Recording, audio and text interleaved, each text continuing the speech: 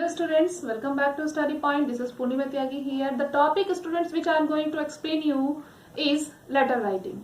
Student, this is the topic which is for 10th and 12th for both the classes I am giving. Okay students, so first we will discuss what is letter. A letter is one person's written message to another pertaining to some matter of common concern. Types of letter.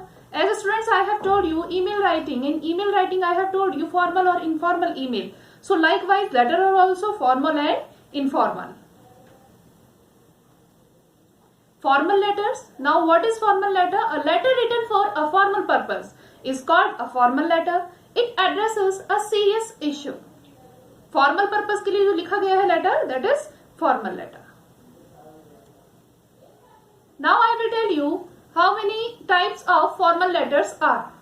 Just like letter to the editor, letter to the government, letter to the police, letter to the principal, letter, order letter, complaint letter, inquiry letter, business letter, application letter for job, letter to the bank manager, invitation letter, resignation letter, leave application for marriage, leave application for maternity. So any kind of application or letter that is for official purpose or business purpose are written, these all are formal letters. An informal letter is written for informal purpose. It is written for a casual purpose. Just like it is very easy for all of us to understand, informal letters are those letters which we write to the parents, to our siblings, to friends, to classmates and to neighbors.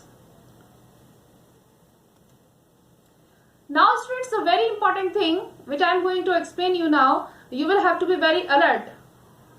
Students, पहले तो आप लोगों को मैं ये कहना चाहती हूँ कि आपको कम से कम ये चैनल को मेरे सब्सक्राइब कर लो, ताकि आप लोगों को जो भी मैं मैसेज करना चाह रही हूँ, जो भी मैं लेक्चर प्रिपेयर कर रही हूँ, आप लोगों तक वो प्रॉपरली आपको अपने आप नोटिफिकेशन मिल जाए. क्योंकि स्टूडेंट्स बार बार मैं आप लोगों को व्हाट्सएप पे मैसेज ड्रॉप नहीं करूंगी उसके लिए.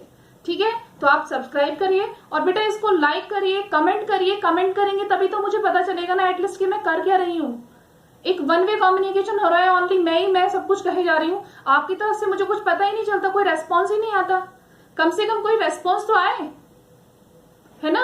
तो बेटा लाइक करिए इसको और मुझे बताइए कि आपको और क्या चाहिए और किस तरह से आप लोग पढ़ना चाहेंगे, किस तरह से आपको बेटर समझ में आएगा.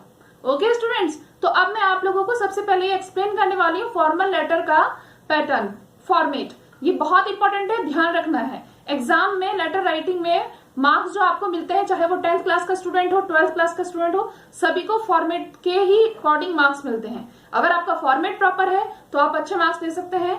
Students, for 12th standard this is the topic of 7 marks.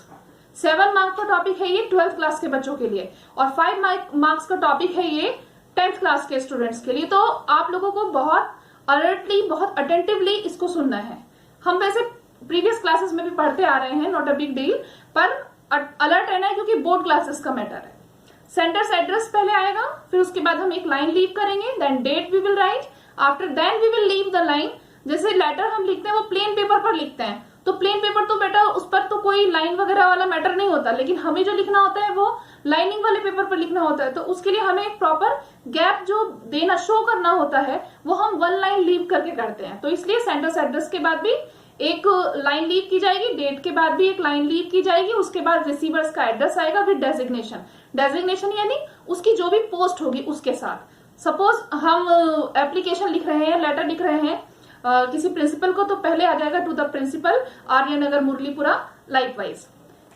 अब आपका जो सब्जेक्ट है, जिस सब्जेक्ट के रिगार्डिंग आप बात करने वाले हैं वो सब्जेक्ट डाल देंगे, देन सैल्यूटेशन, एंड उसके बाद body of the letter. Body of the letter में जो भी आपका मैटर है वो आप लिखेंगे. कॉम्प्लीमेंट्री इसको क्लोज करेंगे, लाइक जैसे हम बोलते हैं yours sincerely, yours faithfully, obediently, likewise, and sender's name, और लास्ट में हम थैंकिंग यू बोलते हैं, और उसके बाद सेंडर्स नेम आ जाता है, and then designation. Students, organisation का नेम बिजनेस पर्पस वगैरह के लिए हम करते हैं. अब आप देखेंगे आपके सामने है, यहाँ पर पूरा प्रॉपर वे में मैंने आपको इसको एक्सप्लेन किया है. देखिए यहाँ पर मैंने आपको बॉक्स ड्रॉ करके बताए हैं प्रॉपरली. प्लेन पेपर है मेरे पास तो अवेलेबल है, आपके पास नहीं होगा. तो आपको यहाँ पर सेंडर्स एड्रेस लिखने के बाद में डेट लिखना है, डेट के बाद रिसीवर्स एड्रेस। लेकिन एक चीज ध्यान रखना, मैंने यहाँ पर आपको लिखकर जो बताया है that is just to teach you, आपको समझाने के लिए मैंने यहाँ पर लिखा है। एग्जाम में आपको यहाँ पर ये सब लिखना नहीं है कि सेंडर्स का एड्रेस उसके बाद आप लिखेंगे एड्रेस, डेट लिखा फिर उसके बाद आगे आप डेट लिखेंगे, रिसीवर का एड्रेस लिखा फिर आप आगे रिसीवर का एड्रेस लिखेंगे, नहीं, आपको ऐसे नहीं करना है। आपको डायरेक्टली एड्रेस लिखना है सेंडर का, देन डेट लिखनी है, देन रिसीवर्स का एड्रेस लिखना है, देन सब्जेक्ट लिखना है, देन सैल्यूटेशन लिखना है और बॉडी ऑफ द लेटर लिखना है। मैं अभी आपको अपने नेक्स्ट उसमें फॉर्मेट में शो करती हूँ आपको। देखिए इस फ्रेम में आपको इसको लेटर को लिखना होगा। जैसे हमने यहाँ पर लिखा है 7 RCR Delhi 4 August 2020 the mayor Delhi, subject आ गया, यानी यहाँ पर हमने पहले आपका RCR दिल्ली लिखा है, सेंडर्स एड्रेस आ गया, डेट आ गई 4 अगस्त, उसके बाद ये यहाँ पर डेजिग्नेशन आ गई द मेयर है, और फिर एड्रेस में दिल्ली हमने इतना ही लिखा है। और भी कुछ हो तो यहाँ पर एड्रेस के बारे में आप यहाँ पर मेंशन कर सकते हैं, पर्टिकुलर उस बंदे का जिसको कि आप भेज रहे हैं लेटर, आपको कुछ और लिखना हो तो। फिर सब्जेक्ट आ गया, सब्जेक्ट में हमने लिखा है complaint regarding the problem of water lodging in 7 RCR Delhi. फिर सैल्यूटेशन आ गया आपका सर ऑब्लिक मैडम। अब यहाँ पर आपका स्टार्टिंग है स्टूडेंट्स, आप लोगों ने ये 7 RCR जो प्लेस है दिल्ली में, आप जानते हैं ये कौन सी जगह है? शायद कुछ बच्चे जानते भी हो, पर आते हैं अपने। यहाँ है आपका, मैं आपको एक्सप्लेन कर रही थी अभी, आपका बॉडी ऑफ द लेटर। तो बॉडी ऑफ द लेटर यहाँ स्टार्ट होता है आपका सैल्यूटेशन के जस्ट बाद। सैल्यूटेशन क्या बताया था मैंने आपको? सर ऑब्लिक मैडम, ये आपका सैल्यूटेशन है। यहाँ से आपका बॉडी ऑफ लेटर स्टार्ट होता है। I am Rahul, a resident of 7 RCR Delhi. The residents of the area are facing a lot of problems due to the water logging. Every year in the monsoon season the area gets filled with water as the drainage system gets clogged. We have requested the area committee many times but the situation is still the same. The residents' lives have become miserable as many water-borne diseases have spread. All the houses are submerged and we are facing a tough time.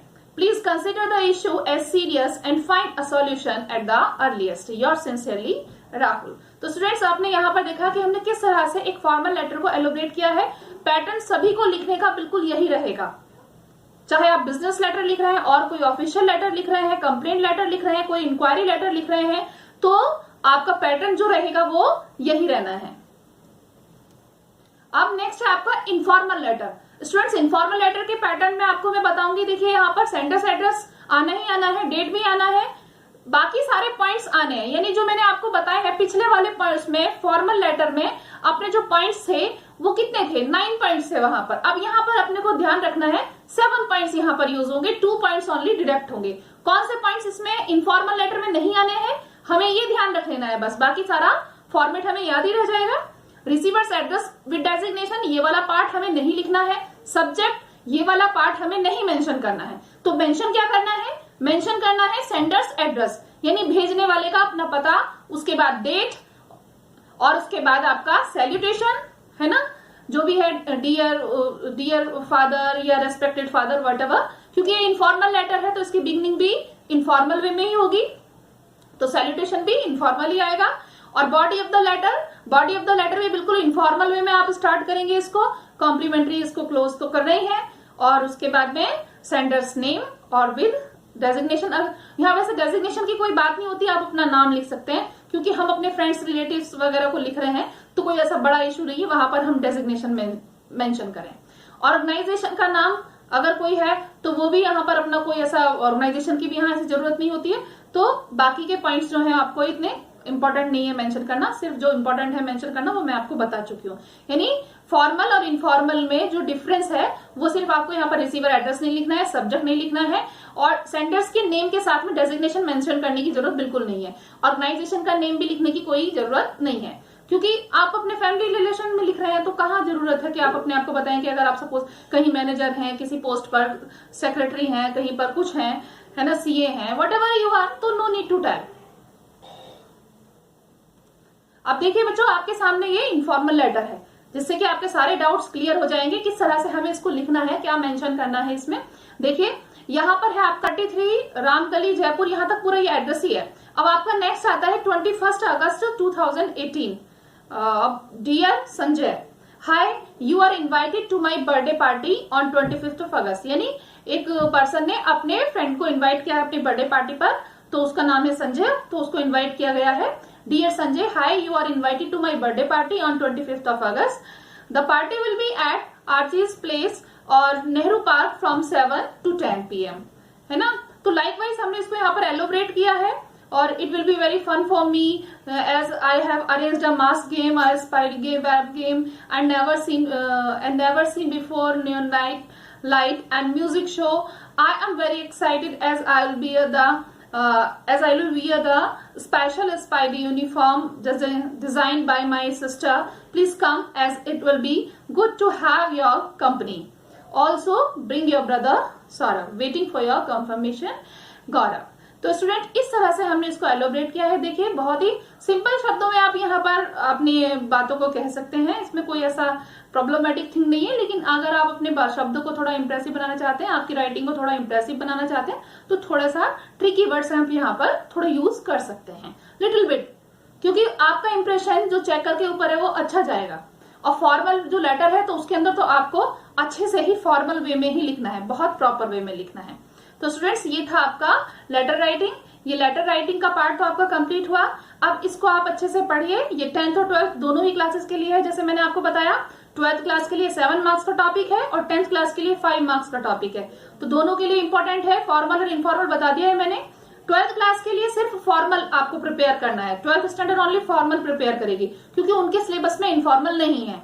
तो यहाँ पर आप formal सीखेंगे only. Okay student, अब आपको मैंने सारा topic ये एक्सप्लेन हो चुका है राइटिंग स्किल का।